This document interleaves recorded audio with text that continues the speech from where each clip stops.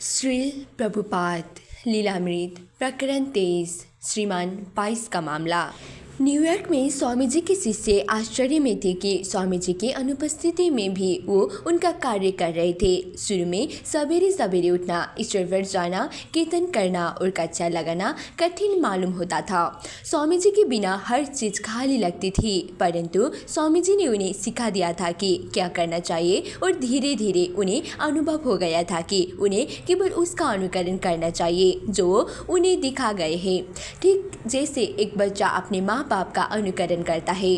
और ये सफल रहा। पहले उन्हें व्याख्यान देने या कीर्तन कराने में बहुत शर्म लगती थी, इसलिए वो स्वामी जी के कीर्तनों और व्याख्यानों का टेप चलाया करते थे।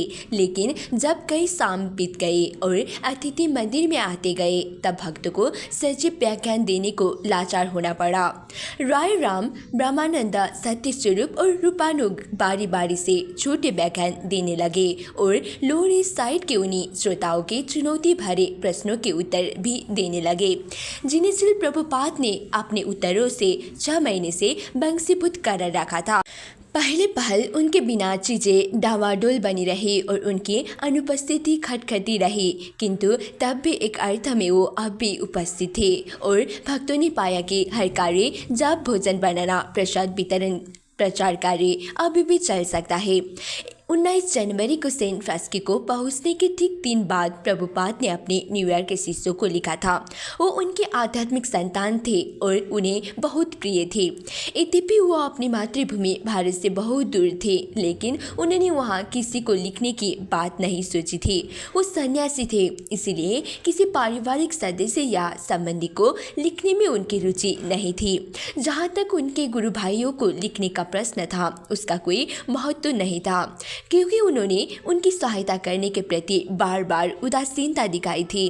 किंतु नए सर और नए लोगों के बीच पहुंचने और सफलता की प्रारंभिक धूमधाम प्राप्त कर लेने के बाद प्रभुपाद चाहते थे कि वो अपना समाचार उन लोगों तक पहुंचाएंगे जो उस समाचार को जानने के लिए उत्सुक थे। वो अपने उन शिष्यों को पुनः आश्वस्त करना चाहते थे, जिसने केवल कुछ महीनों के प्रशिक्षण के बाद वो न्यूयॉर्क में कृष्ण भावनामृत आंदोलन चलाने की आशा करते थे।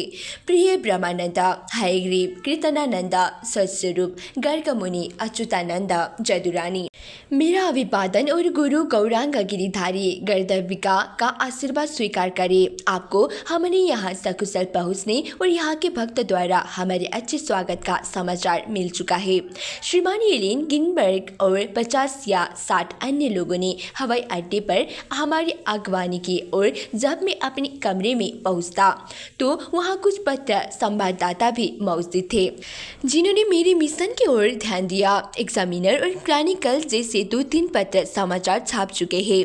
एक समाचार इस पत्र के साथ भेज रहा हूँ। मेरी इच्छा है कि इस समाचार की 1000 प्रतियां तुरंत आपसी प्रणाली से छपा ली जाए, जिनमें से 100 प्रतियां यथाशीघ्र यहाँ भेज दी जाए।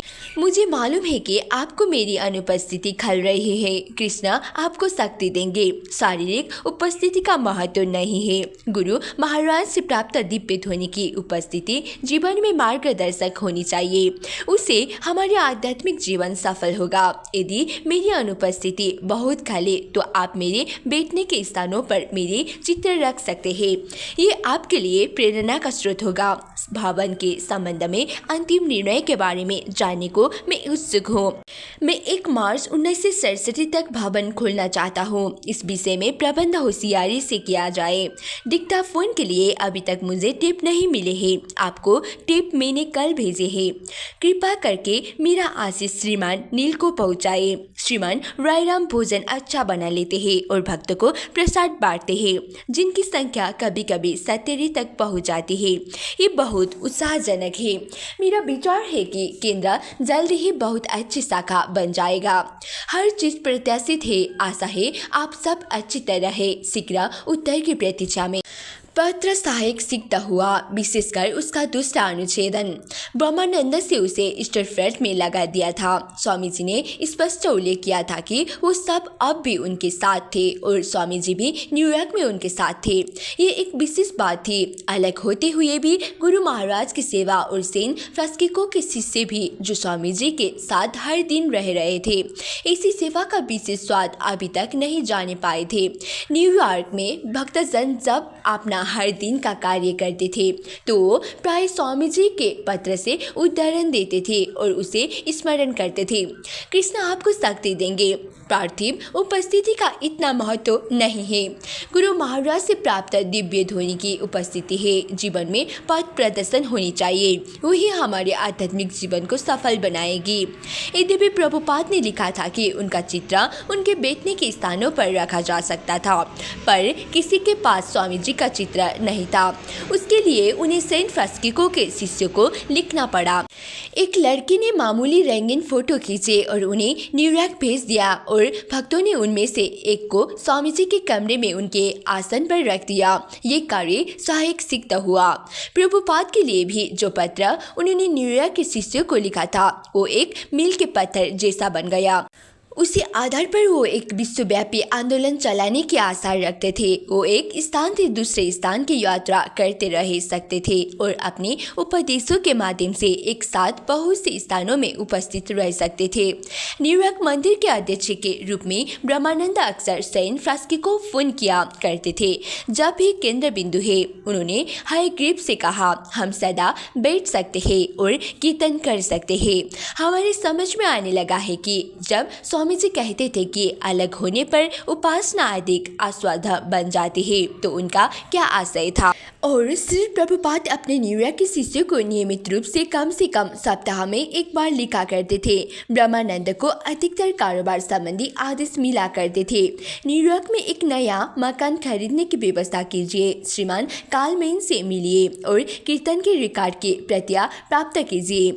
एक फिल्म वाले ने भक्तों का जो एक चलचित्र बनाया था उसकी एक प्रति प्राप्त कीजिए। भगवद गीता को प्रकाशित करने की संभावना के बारे में पता लगाइए। मुझे एक अच्छी टाइपराइटर मशीन की सहायता मिल जाए, प्रभुपाद ने ब्रह्मानंद को लिखा, तो हर 3 महीने हम एक पुस्तक प्रकाशित कर सकते हैं और हमारे पास जितनी ही अधिक पुस्तकें होंगी हम उतने ही अधिक सामान्य बनेंगे। सत्स्वरूप को प्रभुपाद का पत्र मिला कि वो नई पुस्तक टीचिंग ऑफ लाइट चेतना सिखाए और टेपों को टाइप कर डाले। यद्यपि प्रभुपाद का टाइपिस्ट नील सैन फ्रांसिस्को गया था, लेकिन एक दिन के बाद वो गायब हो गया था।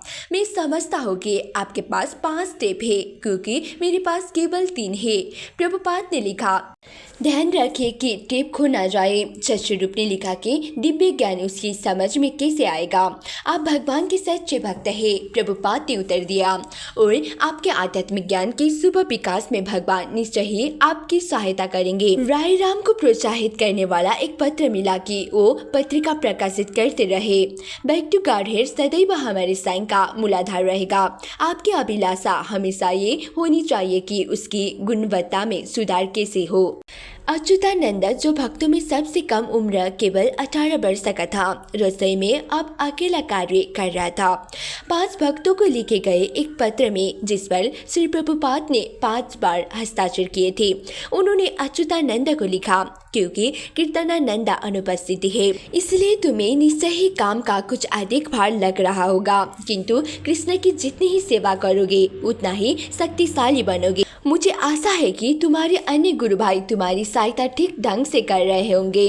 प्रभुपाद ने गर्ग मुनि को, जिसकी भी आयु भी 18 वर्ष की ही थी, उपदेश दिया कि वो अपने से अधिक आयु के गुरु भाइयों के साथ सहयोग करे। वो जानने के लिए कि गर्ग मुनि अपनी माँ को मिलने गया था या नहीं। प्रभुपाद ने आशा व्यक्त की कि अब वो अच्छी होंगी, क्योंकि गर्ग मुनि मंदिर का कोषाध्यक्ष था। इसलिए श्री प्रभुपाद ने उसे उपदेश दिया कि चेक सोच समझ कर ही काटने चाहिए। प्रभुपाद ने जदुरानी को लिखा, मैं तुम्हें हमेशा सबसे अच्छी लड़की के रूप में याद करता हूँ क्योंकि तुम कृष्ण की सेवा इतनी भक्ति के साथ कर रही हो। जदुरानी ने प्रभुपाद को सूचित किया था कि उसके एक मित्र लड़के ने उसे धोखा दिया था। श्री प्रभुपाद ने उत्तर लिखा, अच्छा हो कि तुम कृष्ण को अपना पति मान लो और वो कभी विश्वासघात नहीं करेंगे, इसलिए अपने आप को 24 घंटे कृष्ण की सेवा में लगाए रखो और तुम जान जाओगी कि तुम हर तरह से प्रसन्न हो। रूपानुग ने प्रभुपाद को लिखा था कि न्यूयॉर्क में तापमान 0 डिग्री से नीचे गिर गया था और 2 दिन तक बर्फानी तूफान चलता रहा था।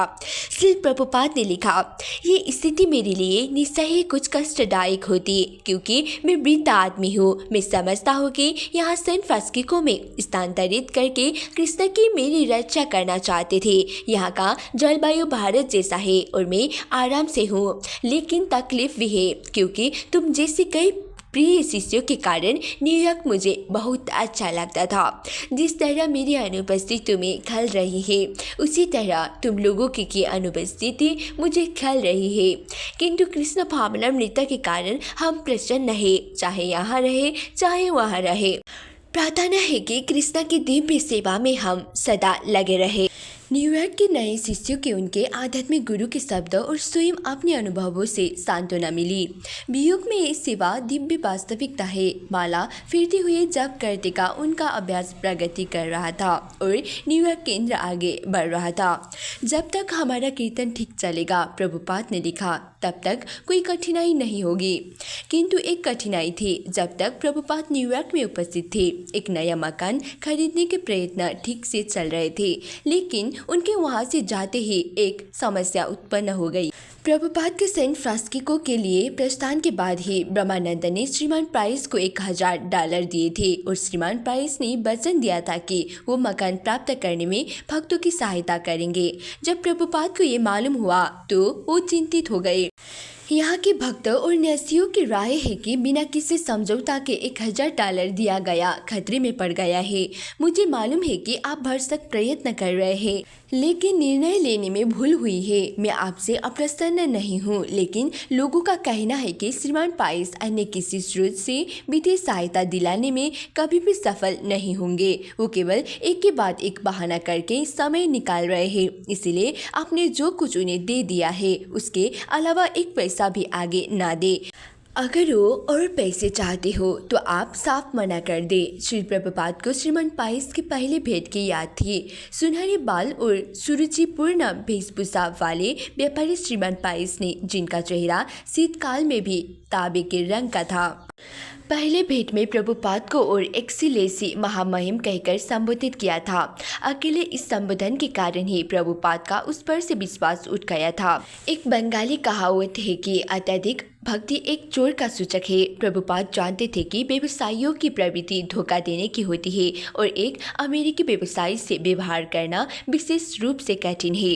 प्रभुपाद के अमेरिकी शिष्य सांसारिक मामलों में सीधे साधे थे। वो उन शिष्यों को कदम कदम पर सलाह देने को तैयार थे, किंतु इस समय वो उनसे परामर्श लिए बिना एक गलत धंधे में फंस गए थे, जिससे संघ के $1000 बिना किसी लिखा पढ़ा के खतरे में पड़ गए थे। श्री प्रभुपाद ने स्टूवेसेंट स्ट्रीट में उस मकान को देखा था और वो उसे चाहते थे।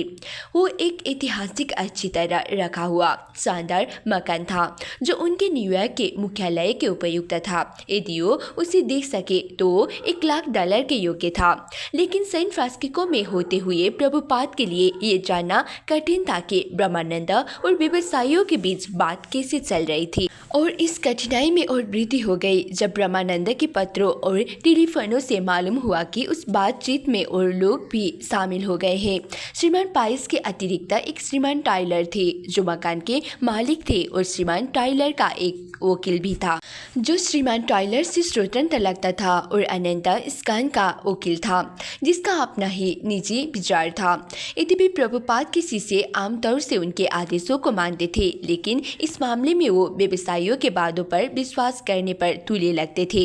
यद्यपि उनके आध्यात्मिक गुरु ने उन्हें ऐसा न करने के लिए सावधान कर दिया था। प्रभुपाद को चिंता हो गई। सैन फ्रांसिस्को में उनके विचार को खतरा पैदा हो गया था, इस डर से कि न्यूयॉर्क में उन्होंने जो कार्य शुरू किया था उसमें उन्हें व्यवसायियों से धोखा होगा। किसी जिम्मेदार सलाहकार ने होने से प्रभुपाद गाद इस समस्या पर कभी कभी अपने कमरे में मुकुंदा और अन्य भक्तों से विचार विनिमय करते।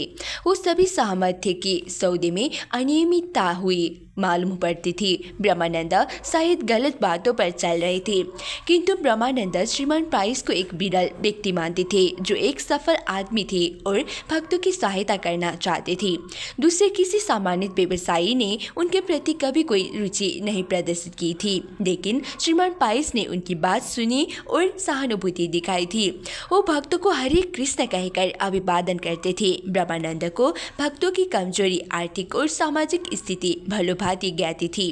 वो सभी पहले के हिप्पी थे और गरीब थे, लेकिन श्रीमान प्राइस संपन्न व्यक्ति थे जिनकी कमीज पर हीरे के कफलिक्स लगे थे और जो उनसे मिलकर हमेशा प्रसन्न होते थे, हाथ मिलाते थे, पीठ थपथपाते थे और भारत के धर्म को और भक्तों की छोटी मंडली के नैतिक व्यवहार को सराहते थे। श्रीमान प्राइस अपने कमरे में भक्तों के एक समूह से अतिथि रूप में मिले थे और उन्होंने उनमें से हर एक के बारे में अच्छी बातें कही थी।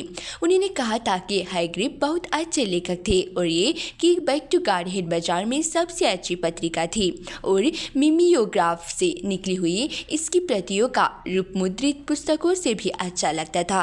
उन्होंने कहा था कि वो भक्तों को चलचित्र का एक प्रोजेक्टर देंगे और वो ये कहते कहते रह गए थे कि यदि उनके कुछ पैसे उन्हें नकद वापस मिल गए तो वो संघ के लिए मकान दे देंगे। ब्रह्मानंद जो हर सप्ताह श्रीमान प्राइस से कई बार मिलते थे, ऊंची आशाएं लेकर प्रसन्नता से फूले हुए लौटते थे।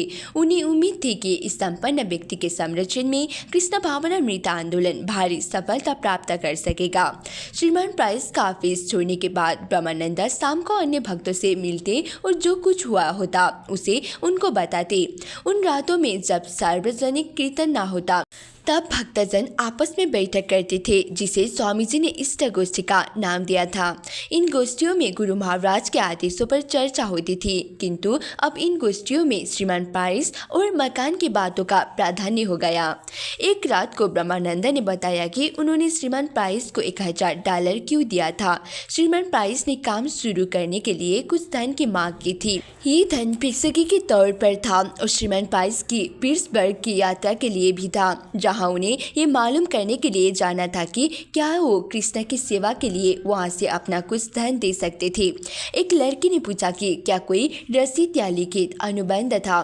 स्वामी जी ने उन्हें सिखाया था कि उन्हें रसीदों का इस्तेमाल करना चाहिए, कम से कम अपने बीच गर्ग मुनि और सत्स्वरूप कोषाध्यक्ष और सचिव के रूप में हर प्रमाण पत्र पर हस्ताक्षर करते थे और गर्ग मुनि उन्हें फाइल में रखते थे। इसमें वो हाइट के लिए 50 सेंट और जूते के लिए $3 जैसी रसीद भी शामिल थी। ब्रह्मानंद ने बताया कि उन्होंने श्रीमान प्राइस से लिखित अनुबंध की चर्चा की थी, लेकिन इस मामले पर बल नहीं दिया था। जो भी हो, ये आवश्यक नहीं था और न ही वांछनीय था, क्योंकि वो श्रीमान प्राइस से न केवल व्यावसायिक वार्ता चला रहे थे वरन उनके साथ संबंध का अनुशीलन भी कर रहे थे। श्रीमान प्राइस एक शुभ चिंतक थे, एक मित्र थे जो उदारता बस उनकी सहायता कर रहे थे। वो महान कार्य करने जा रहे थे और मकान प्राप्त करने में अपने प्रभाव का इस्तेमाल कर रहे थे। ये $1000 मकान के मामले में संघ की ओर से रुचि प्रदर्शन का एक संकेत था और श्रीमान प्राइस के मित्रों का बताना था कि भक्तजन केवल परिहास ही नहीं कर रहे थे वरन उनके पास कुछ धन था। वास्तव में भक्त के पास $10,000 थे, 5,000 छोटे छोटे अनुदानों के मिलाकर और 5,000 एक धनी हिप्पी का अनुदान। अनुदानों के अलावा मंदिर के $800 प्रति मास की नियमित आते थे। ब्रह्मानंद को न्यूयॉर्क सिटी पब्लिक स्कूल संगठन में स्थानपत्र अध्यापक के रूप में कार्य करने के लिए $400 मिलते थे और सत्स्वरूप कल्याण विभाग का कार्य देखने के लिए $400 पाते थे। लेकिन भक्तों कोई मकान खरीदने की स्थिति में नहीं थे और उन्हें इस बात का पता था। इसका एक कारण ये भी था कि ब्रह्मानंद ने इष्ट गोष्ठी में बताया कि उन्हें श्रीमान प्राइस पर क्यों निर्भर रहना था। उन्होंने तर्क दिया कि स्वयं स्वामी जी ने उन्हें प्रेरित किया था कि $1,00,000 वाला मकान खोजे। स्वामी जी जानते थे कि ऐसे मकान की कीमत वो नहीं दे सकते जब तक कि कोई असामान्य ढंग ना निकले, और ब्रह्मानंद ने इस बात पर जोर दिया कि वो ढंग श्रीमान प्राइस की हो सकते थे। स्वामी जी मकान चाहते थे। सैन फ्रांसिस्को पहुंचते ही उन्होंने लिखा था कि मैं मकान के संबंध में अंतिम निर्णय जानने को उत्सुक हूँ। मैं मकान का उद्घाटन 1 मार्च 1967 तक करना चाहता हूँ और इस सिलसिले में हर इंतजाम सावधानी का साथ किया जाए। एकीकृत भक्तों ने ब्रह्मानंद का स्पष्टीकरण सुना, उनके साथ सहानुभूति प्रकट की और कृष्णा और स्वामी जी के कार्य करने के बारे में अपनी समझ भी बताई। कुछ टिप्पणियां भी हुई और कुछ भक्तों ने विरोध भी प्रकट किया, लेकिन मुख्य रूप से सभी सहमत थे कि ब्रह्मानंद जो वार्ता श्रीमान प्राइस से चला रहे थे वो ठीक थी।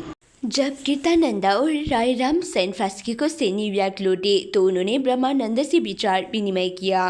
तब ब्रह्मानंद श्रीमान प्राइस के पास गए। उन्होंने विश्वास दिलाया कि यदि किसी परिस्थिति बस मकान उन्हें नहीं मिला तो वो कम से कम $7 से $50 उन्हें वापस कर देंगे। शेष $2 से $50 भक्तों के काम से यात्रा में खर्च हो गए थे, परंतु उन्हें मकान मिलकर रहेगा। श्रीमान प्राइस ने विश्वास दिलाया। तब श्रीमान प्राइस ने ब्रह्मानंद को नवीनतम बात बताई।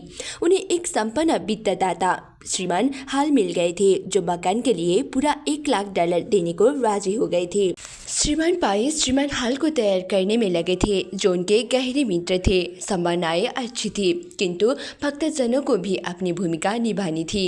श्रीमान प्राइस ने कहा उन्हें $5000 इकट्ठे करने थी। तब श्रीमान प्राइस बाकी सब व्यवस्था कर देंगे।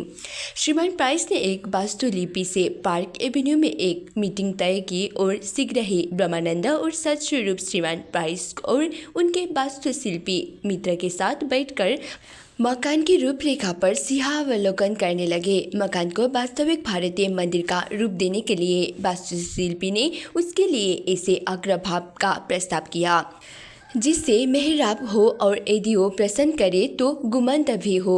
ये सब कुछ बहुत अच्छा था, पर किसी का साहस ये पूछने का नहीं हुआ कि इस पर लागत कितनी आएगी।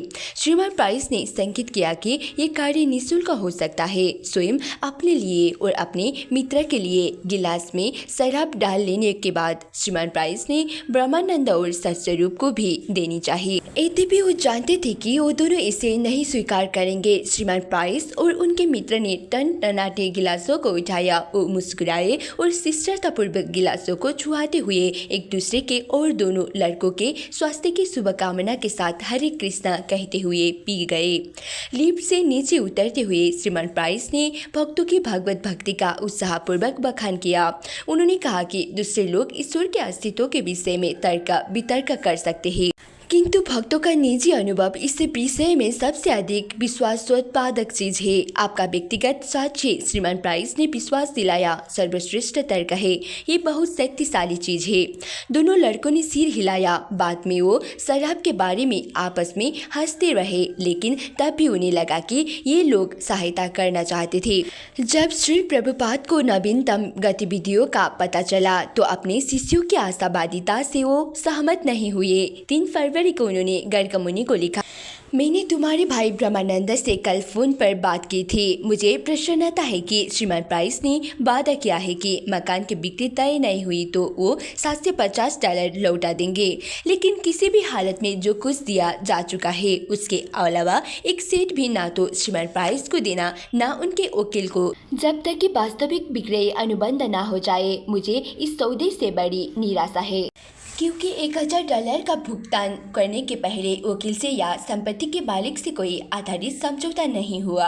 ये कारोबार ढंग नहीं है। जब तक कि आधारभूत समझौता न हो जाए तब तक सौदा कैसे होगा। यदि कोई आधारभूत समझौता नहीं हुआ तो समय और शक्ति का ये अपव्यय क्यों? मेरी समझ में तो आता है नहीं। और यदि कोई आधारभूत समझौता हुआ था तो इतनी जल्दी उसमें परिवर्तन क्यों? इसलिए मेरा मन क्षुब्ध है। यदि कोई आधारभूत समझौता नहीं हुआ था तो वकील नियुक्त करने की क्या आवश्यकता थी? जो हो, तुम्हें मेरी ये सलाह है कि और धन देने के पहले तुम मुझसे परामर्श कर लेना। पर मुझे आशा है कि बिना और अधिक विलंब किए तुम इस मामले को सफलतापूर्वक निपटा लोगे। श्री प्रभुपाद ने गर्ग मुनि को ये भी आदेश दिया था कि बैंक में जो $10,000 थे उन्हें वो बचा कर रखे और कभी भी इतना धन नहीं निकाले कि अवशेष राशि $6,000 से कम रह जाए।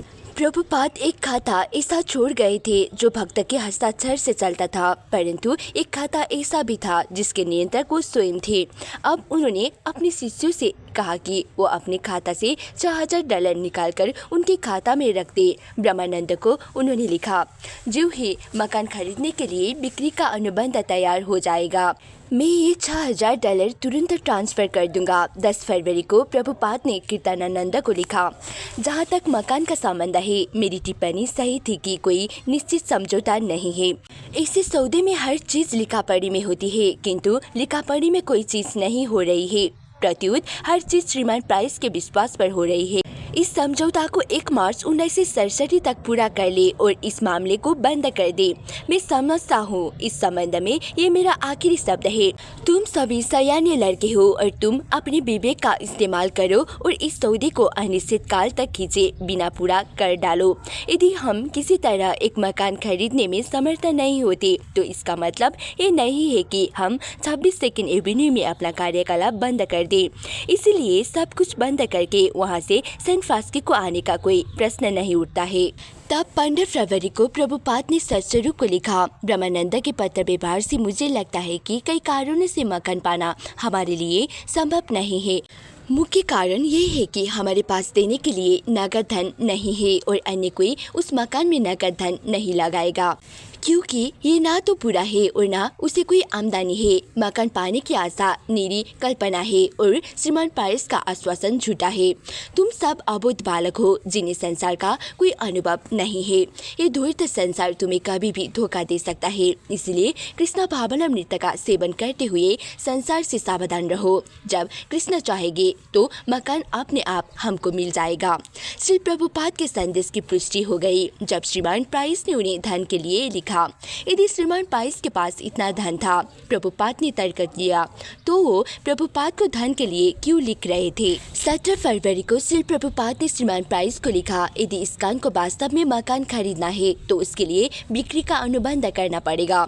यदि बिक्री का अनुबंध हो जाता है तो मेरे यहाँ के और न्यूयॉर्क के शिष्य जी जान से धन संग्रह करेंगे। अनुबंध के बिना हर चीज़ हवाई मालूम होती है और श्रीमान टाइलर या उनके वकील अपनी बात को कभी भी बदल सकते हैं, जैसा कि वो पहले कर भी चुके हैं। श्री प्रभुपाद का संदेश स्पष्ट था।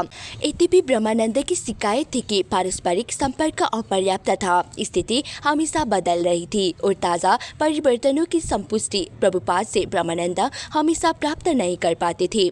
स्वामी जी अपने आदेश पत्र में लिखते थे और यद्यपि उनके भक्त जो कुछ वो कहते थे उसका पालन हमेशा करते थे, लेकिन जब तक उनका पत्र पहुँचे परिस्थिति प्राय बदल गई होती थी। नई सूचना मिलने पर कभी कभी स्वामी जी भी अपना मत बदल देते थे। कभी ऐसा भी होता कि ब्रह्मानंद टेलीफोन करते और स्वामी जी उपलब्ध ना होते। ब्रह्मानंद सैन फ्रांसिस्को के शिष्यों द्वारा स्वामी जी तक संदेश पहुंचाना ठीक नहीं समझते थे, क्योंकि वो जानते थे कि उन शिष्यों के मन में पूरे सौदे के प्रति संदेह था। यदि न्यूयॉर्क को मकान मिल जाता है तो सैन फ्रांसिस्को को $1000 का अनुदान देना पड़ेगा और सैन फ्रांसिस्को के शिष्यों की कृष्ण की सेवा में धन खर्च करने की अपनी योजना थी। श्रीमान पाइस ने न्यूयॉर्क के शिष्यों को संकेत से बताया कि हो सकता है कि स्वामी जी ना समझ पा रहे हो कि अमेरिका में सौदेबाजी कैसे होती है।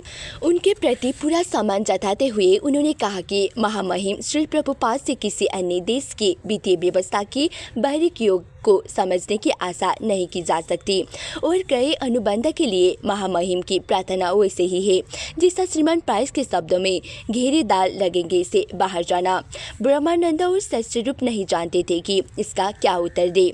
श्रीमान प्राइस की टिप्पणी उन्हें निंदापूर्ण लगी, किंतु ब्रह्मानंद और सत्स्वरूप श्रीमान प्राइस द्वारा किए गए बांधों में फंसे हुए थे और वो उनसे मिलते रहे। वो श्रीमान प्राइस से मिलते थे और तब हरे कृष्ण कहते हुए सेकेंड एवेन्यू को 7 ट्रेन से लौट जाते थे। श्री प्रभुपाद लगभग हर दिन न्यूयॉर्क के कई शिष्यों को लिखते रहते थे। 18 फरवरी को उन्होंने एक पत्र ब्रह्मानंद को लिखा जिसके सिरे पर गोपनीय टंकित था। यदि आप समझते हैं कि वो हमारे लिए धन प्राप्त कर सकेंगे, यदि आप समझते हैं कि इस समय तक जो कुछ हुआ है उसे आशा का कुछ आधार बनता है, तब आप वार्ता चलाते रहे जैसा कि वो कर रहे हैं। लेकिन उनके किसी भी तर्क में फंसकर कृष्ण के लिए उन्हें एक सदाम भी ना दे। हो सकता है वो भरसक कोशिश कर रहे हो, लेकिन वो इसे कर नहीं सकेंगे। ये मेरी सच्ची राय है। न्यूयॉर्क में और अधिक हानि से बचने के लिए प्रभुपाद ने सैन फ्रांसिस्को में अपना सक्रिय प्रचार कार्य जारी रखा। मुकुंद और अन्य शिष्य उनके लिए अनेक कार्यक्रम लाते थे और समारोह प्राय बहुत उत्साहपूर्ण होते थे। उसी गोपनीय पत्र में जिसमें स्वामी जी ने ब्रह्मानंद को श्रीमान प्राइस आदि से वार्ता चलाने की युक्ति बताई थी, उन्होंने वे क्षेत्र के कॉलेजों में होने वाली शानदार सफल सभाओं का भव्य वर्णन किया। वो सभाएं उन्होंने कहा टॉम्किंस स्क्वायर पार्क में होने वाले आश्चर्यजनक कीर्तनों के समान थी। कृष्ण भावनामृत के प्रसार का तरीक ये नहीं कि जमीन जायदाद के धोखेबाज एजेंटों के साथ वार्ता के जाल में फंसा जाए। मैं हिमालयन एकेडमी से प्राप्त एक पत्र की प्रतिलिपि संलग्न कर रहा हूँ। तुम देखोगे कि वो हमारे शांति आंदोलन की सराहना किस प्रकार कर रहे हैं। इसी प्रकार हमें अपने कार्य को बढ़ाना है। कोई भी व्यवसायी हमारे अति आदर्शवादी योजना को, जैसा कि श्रीमान प्राइस उन्हें निरूपित करते हैं, सहायता देने के लिए आगे नहीं आएगा। हमें अपने लिए स्वयं प्रयत्न करना होगा। सारांश यह है कि श्रीमान टाइलर से किराए और क्रय विक्रय का अनुबंध प्राप्त किया जाए और जितने कार्यक्रम संभव हो उतने सार्वजनिक कार्यक्रमों के आयोजन से अपने आंदोलन को लोकप्रिय बनाया जाए। श्री प्रभुपाद ने जो कुछ वो कर सकते थे किया। लड़के इतने मूर्ख थे कि वो उनकी बात तक नहीं सुनते थे, लेकिन धन का संग्रह उन्होंने स्वयं किया था। यदि उनके आदेशों के बावजूद उन्होंने उसे खो दिया तो वो और अधिक सहायता क्या कर सकते थे। इसीलिए वो सैन फ्रांसिस्को में अपना प्रचार कार्य करते रहे और न्यूयॉर्क के लड़कों को भी परामर्श देते रहे, जिसमें वो कीर्तन के माध्यम से सफलता प्राप्त करने में विश्वास करने लगे।